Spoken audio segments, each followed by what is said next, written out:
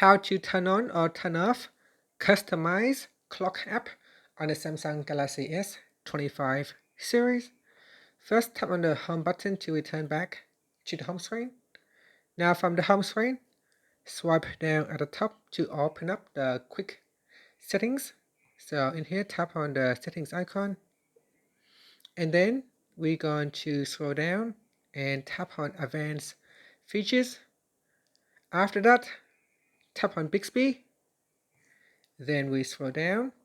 In here, tap on customization service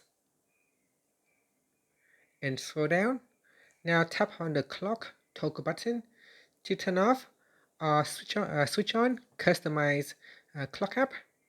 And that's it. Once it is turned on, you will get prompted to turn off your regular wake up alarm if you get up before it goes off.